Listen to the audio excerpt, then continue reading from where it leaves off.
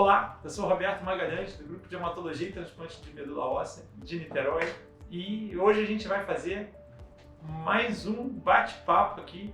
Então hoje eu tenho aqui duas convidadas ilustres, porque fazem parte do nosso grupo, fazem parte do GHTN.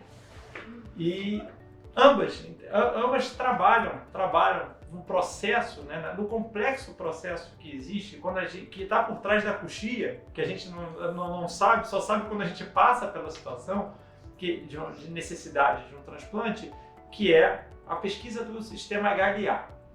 Bom, são elas então. Aqui do meu lado está Gabriela Lemos, biomédica, ela é biomédica do INCA, do grupo GHTN, e Ana Paula Vilela, bióloga do INCA e também do nosso grupo GHTN.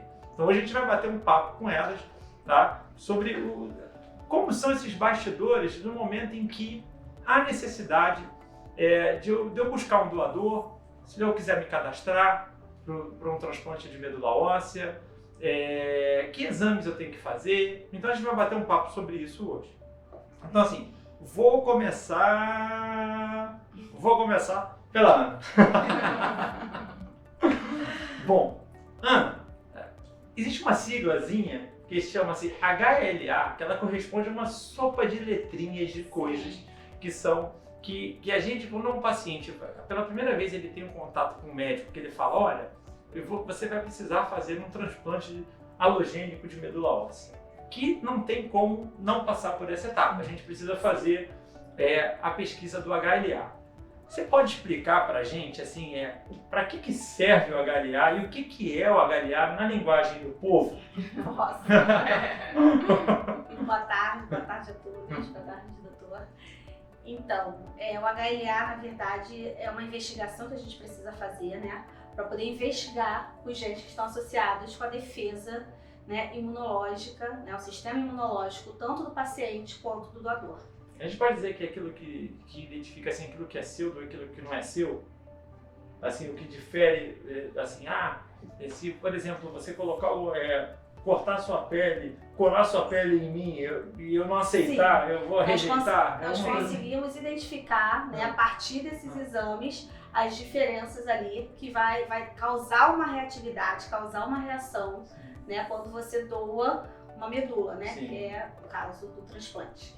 Então a gente precisa, esse exame é mandatório para o transplante, a gente não consegue fazer um transplante de medula hoje se a gente não fizer esses exames. Então a gente precisa detectar quais são os genes que o doador tem e o que o paciente tem, e a partir desses exames a gente vai ver se os genes que o paciente tem e o doador tem são iguais, para que eles possam transplantar e não ter ali uma diferença, ou seja, o organismo do paciente reconhecer, sim, aquele órgão que ele está doando como estranho, né, e rejeitar. Então, pessoal, eu já ouvi falar que tem um negócio de quando você pede o HLA, tem um negócio de classe 1, de classe 2, tem coisa de baixa resolução, tem exame de alta resolução, e que há uma problemática enorme com relação a esse exame, de aonde que a gente vai fazer ele. Muitas das vezes se recorre ao serviço público para fazer o exame, outras vezes se recorre ao setor privado, os planos de saúde muitas das vezes não cobrem. Explica um pouco o que seria um estudo de HLA básico. Olha só, vou me botar na situação hipotética. Eu tenho uma doença oncohematológica, uma leucemia aguda, e no meu primeiro mês, meu médico falou que talvez eu precisasse de um transplante de medula óssea e, portanto, eu tinha que fazer um exame de HLA. Então, assim, como é que é o estudo de HLA inicial de alguém que vai precisar, vai começar por esse caminho, né? Então, como é que funciona, né? O primeiro exame que a gente faz depois que o médico diagnostica, né, que o tratamento de escolha do médico é o transplante. Então, a primeira coisa que se faz é justamente a identificação dos genes, né, que estão relacionados com a defesa, que são os genes HLA, que são antígenos leucocitários humanos. Sim. Então, a sigla do HLA é antígeno leucocitário humano. Então, primeiramente a gente faz um teste de média resolução. Esse teste de média resolução, a gente tem a identidade daquele paciente, daquela característica genética, e ali dentro você tem um grupo de possibilidades dentro daquela identidade dele, que são os sobrenomes. Né? Então você pode ter vários sobrenomes, né? E um nome. Por exemplo, Roberto Roberto pode ser Magalhães, pode ser Sim. Teixeira, pode ser Sim. Silva. Então, variação de possibilidades de sobrenome seriam aí a média resolução.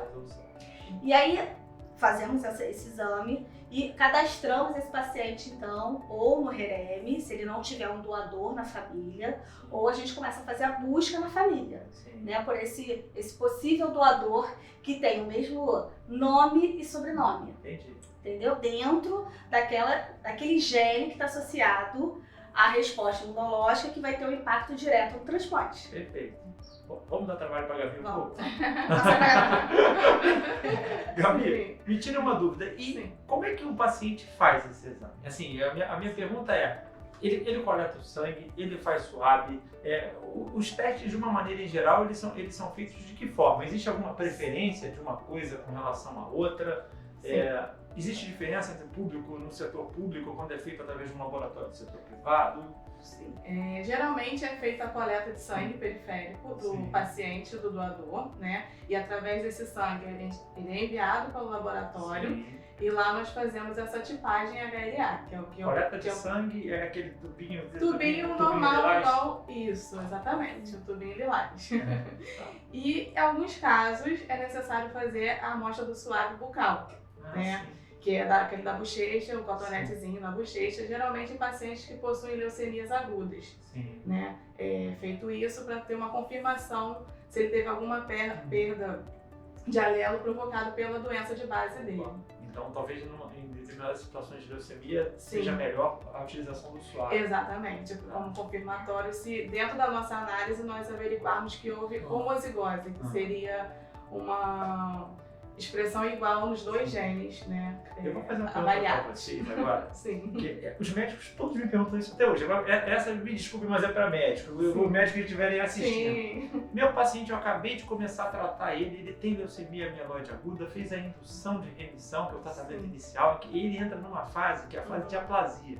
Aplasia é quando você para de produzir células do sangue completamente. Sim. E aí a pergunta que eu escuto toda hora assim, vale a pena eu nessa fase colher sangue para fazer o HLA do meu paciente ou eu não vou conseguir ter resultado? Excelente pergunta. Me pergunta isso toda hora. Nós sofremos no laboratório por conta disso, porque muitas vezes, né, Ana, chega a amostra do sangue e a gente não consegue celularidade suficiente para a realização dos testes, né?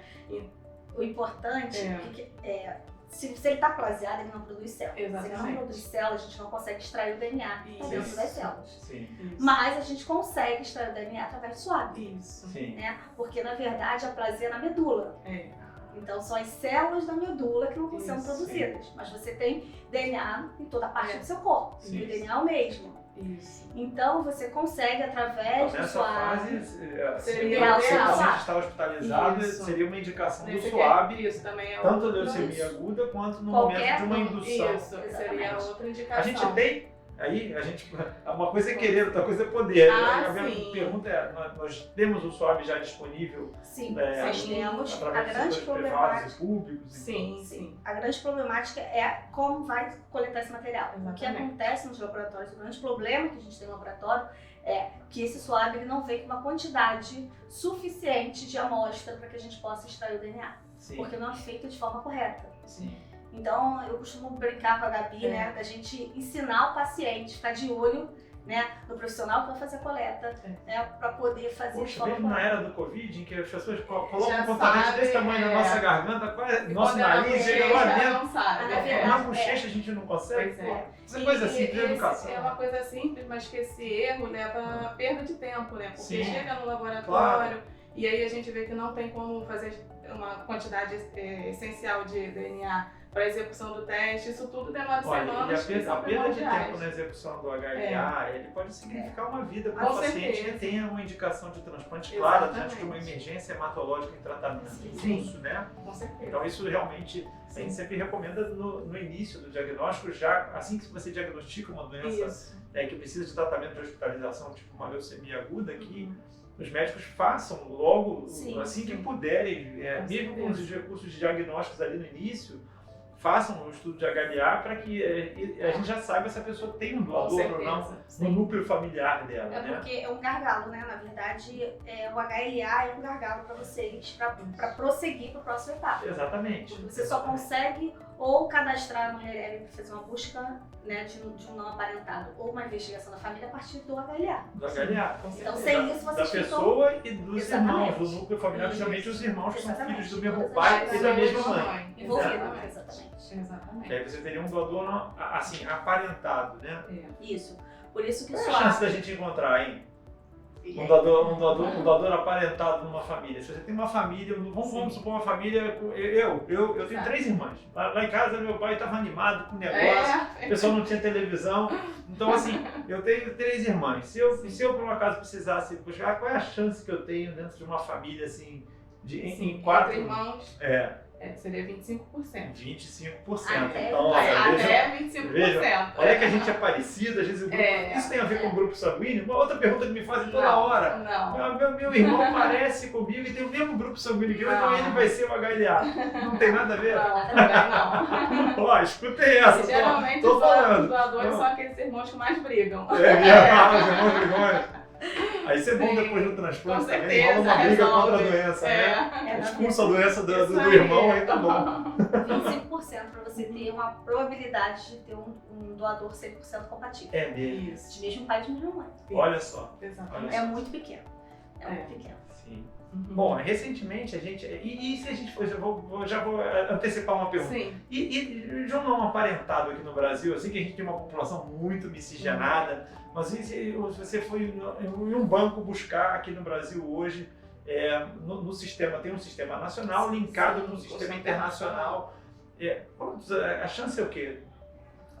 É muito pequeno. Também é bem pequeno. É menor do que isso. Quantas mil pessoas tem que estar lá, mais ou menos, para uma, assim? Eu tinha na minha cabeça, não sei se vou falar besteira, me corrijam, que era 1 em 200 mil. Assim, cerca de uma pessoa a cada 200 mil cadastradas, Sim. doadores cadastrados, para você encontrar no conseguir Brasil, um doador no sistema nacional. compatível. 100% compatível, né? Porque ainda tem aquelas outras possibilidades de compatibilidades menores, Menores. Né? Do que 100%. Esse é Então, um mas 10 vai em ser- 10, né? Porque nessa Isso. sopa de letrinhas, Ainda tem isso. essa sopa de letrinhas ela é muito mais complicada do que os nossos sistemas de sangue, que é o AB0. Então, você, eu vou doar sangue um para o outro. No transplante de medula, são 10 itens em 10. São 10 genes que nós 10 analisamos. genes. Exato. E Exatamente. dentro desses 10 genes, nós temos 2 parzinhos. Isso. Olha só. Exatamente. Na verdade, nós temos 6 genes hoje analisados, sendo que dos 6, 10 são os mandatórios para o transplante, Uhum. né? E aí a gente tem um parzinho de cada gene. Então, Sim. por isso que nós falamos 10 em 10, Isso. né? Porque É. são 2 alelos para cada gene. Sim. Né? Esses nomezinhos são complicados. São É complicado. muito complicado. São Olha complicados. só. Mas eu Mas ouvi é porque vem um falar. do pai e outro da mãe. Eu ouvi Por isso falar nós que as temos coisas, dois. para quem precisa de um transplante, as coisas melhoraram bastante, porque Sim. agora a gente pode fazer um transplante parcialmente compatível, que às vezes um irmão que é só Exatamente. 50% compatível, ele pode ser doador. Ou uma mãe para um filho para uma mãe. Com certeza. Enfim, é o que se chama do transplante de haploidêntico. Exatamente. Qual a probabilidade da gente ter um haploidêntico no núcleo familiar? A gente Aí aumenta, já porque a gente estava falando de bastante, 25%, com certeza. 1 em 200 mil e aí dentro do núcleo Se a familiar. gente for avaliar os pais e os irmãos, 100%. 100%. Então futuro- todo mundo tem doador agora? Agora, Pelo menos exatamente. se Todo for um paciente transplante tem pelo haploidêntico, menos todo mundo um tem um doador. doador. Pelo menos um doador. Então, isso- Muito isso- interessante Essa é a grande essa mudança, vantagem né? do dia a dia. Foi um ganho Dessa muito inovação. grande a gente conseguir aí fazer e desenvolver que o transplante haploidêntico dê Sim. certo, né? Sim. E cada Com vez certeza. mais a gente está vendo resultados mais Promissores. prósperos, Que promissores, legal. então Que legal. Isso é um enorme avanço Sim, com certeza. na Com certeza. medicina do transplante, Sim. né? é um ganho muito grande para o paciente, porque ele progride na fila, Com né, para você certeza. achar um doador. Ele ganha tempo, né? Que é essencial, como você já tinha Sim, falado. exato. O tempo aí é uma vida. Com O certeza. tempo pode custar o preço de Com uma vida, né? certeza, sim. Bom, e, assim, colocando também numa situação hipotética, acho que tem muita gente assistindo aqui que deve ter interesse sobre o tema. né, quer ser doador de medula, quer salvar uma vida. E eu já aprendi com muita gente que quando a gente resolve ser doador e a gente quer salvar uma vida, a gente não está ajudando os outros, a gente está ajudando a si. Porque esse é um tipo de experiência singular para o indivíduo que que é um doador de medula. Sim. Então, assim, eu quero ser doador de medula. Acordei com essa vontade, pensando nisso. Quero fazer o meu sonho. Como é que eu faço? O que eu tenho que fazer? Aonde que eu me direciono? Que exames eu tenho que coletar? Isso. É um pouco de tudo que a gente já falou, mas vamos fazer uma Isso. reprise para que as pessoas entendam mais ou menos qual é o caminho, né? Sim. Para alguém que quer ser doador de medula óssea. Bom, primeiramente tem que ter de 18 a 35 anos de idade, Certo. tá? Ter uma boa saúde, né? Sim. E ele tem que se direcionar ao seu hemocentro, mais próximo da sua residência, Sim. né? Chegando lá, ele vai fazer um cadastro, né? Com suas informações pessoais, que são sigilosas, né? Vai coletar também um sangue de tubinho de estampa roxa, exatamente. E esse tubinho vai ser encaminhado para o laboratório de imunogenética, onde nós vamos fazer a tipagem HLA mais uma vez. E essa tipagem vai ser liberada para o Redome, que é o Pagar para fazer registro. isso aí ou isso é Não, gratuito? tudo É de graça. Tudo de O graça, governo faz isso? tudo. Que bom. 100% SUS. 100% SUS, Ó, tá vendo? exatamente. Quem fala do SUS aí, Na ó. verdade, o Redome é o Exatamente. único banco, né, de registro de doadores financiado 100% pelo SUS. Certo. Então, É. tudo às custas do SUS. As custas do SUS. E Isso. mesmo se eu for do setor particular, Mesmo. Você quer dizer, eu tenho cadastrar- planos de saúde Não, e quero ser qualquer doador. pessoa, sim. Você vai fazer o exame puxado pelo SUS, SUS. E exatamente. aqui no Rio de Janeiro, de curiosidade, onde é o lugar que a pessoa pode procurar se ela quiser O INCA. voluntariamente? O INCA, É, Instituto atualmente Nacional Cruz do Vermelha. Câncer, É. na Praça da Cruz Vermelha. Exatamente. Isso, exatamente. É lá que Essas informações a gente vai colocar todas elas depois. Vamos, Vamos fazer uma edição vamos. maneira, botando Com tudo isso aqui certeza. embaixo aí pra vocês verem. Facilitar. Exatamente. Certo, então assim, tem uma questões de faixa etária, né? Sim. E bom, essa faixa etária reduziu, né, de um ano para cá, né, saiu uma portaria reduzindo essa faixa etária. As pessoas ficaram um pouco incomodadas por conta dessa questão da idade. Ah, por que mas isso não me 35 afetou. anos? Eu que tenho menos de 35 não fui afetado Será por que a isso. minha medula é velha, não vai É. servir? Na verdade, a questão não é essa. Porque um Entendi. doador mais jovem, como se gasta muito, porque exames de histocompatibilidade são exames extremamente caros, né? Esse é Então, um ponto irrelevante Esse, também, né? esse doador, ele fica muito mais tempo no Disponível. banco disponível É. e ele pode doar mais de uma vez. Sim, Então ele está ali disponível para doar para outros pacientes. sim. Então, na verdade, né, Esse Acaba olha, que você o chamou a banco atenção de algo muito importante. Muitos doadores vão, quando pensam em doar, às vezes estão querendo doar para alguém conhecido, mas não estão Isso. entendendo que quando eles estão indo doar, eles estão indo doar para a população Isso, é. brasileira, para a população do mundo, para a população de Exatamente. enfermos e pessoas que precisam salvar suas vidas com transplante de medula óssea. Então, isso é extremamente relevante, porque lá na frente, se ele é chamado, às vezes ele é chamado por conta de uma outra pessoa, ele pode Sim. achar que ele não quer, não É. vou doar, porque não é para aquela Sim, pessoa não querida é, que não é que me uma- motivou a Isso, fazer é isso. uma dúvida muito frequente, né? Muito, O paciente, ele aborda muito, assim, nós, É. quanto a essa questão, será que meu familiar pode ser um doador? Pode chegar no Redome e doar, né, para mim, né, para poder fazer investigação genética? Infelizmente não. Não. Né? Não por vários motivos, né? É. Então, se ele quiser ser realmente um voluntário, ele vai se cadastrar, como a Gabriela falou, e aí ele vai entrar nesse banco, que é um banco internacional. Sim, Então, pode ser que ele doe para pacientes de todo mundo, assim como, né, os pacientes do Brasil recebem de todo mundo. sim, Então, ele não é direcionado. certo. Ele entra como um doador voluntário de medula óssea Perfeito. e não vai ser direcionado para o paciente familiar. Então, isso é uma informação que muitas Muito pessoas importante, têm Vai esclarecer para É, Com todos, né? certeza. Certo. Sim. E como é que é feito o processo de busca de um doador não aparentado? Assim, quando uma vez que você não tem um doador, eu Sim. tenho, novamente, eu sou o Roberto, nenhuma das minhas 3 irmãs agora nessa situação é compatível comigo, só 25% de chance. Eu fui cadastrado num sistema que eu creio que o nome dele é Hereme, não é isso? registro de receptores de Hoje medula óssea. Exato. Exatamente. E aí, como é que é feita essa busca? Como é que ela é feita? Ela também é paga? Ela é feita pelo governo? Qual é o próximo passo a ser dado? Tudo é gerenciado pelo Redome. né? Registro de doadores voluntários de medula óssea. Então, o médico cadastra esse paciente, né, no REREME, independente de ser de particular, plano de saúde. Então, meu médico vai me cadastrar, vai falar: meu paciente tem necessidade de buscar um doador para fazer um transplante. Exatamente. Então, o HLA dele é cadastrado, que é a identidade imunológica dele. O HLA, daí de novo, E aí, a partir de uma comparação entre bancos, né, do receptor com o doador, faz-se a busca daquela identidade genética dele, né, a identidade imunológica. E aí procura-se doadores que tenham a mesma identidade. Então, aí é feito o primeiro link, né, tem faceamento, achou, aí manda para o médico, para a equipe, e fala assim: olha, nós encontramos 5 doadores que são compatíveis em média resolução. Né? Então, agora a gente vai pedir o quê? Vamos pedir um teste confirmatório, que é o CT. Sim.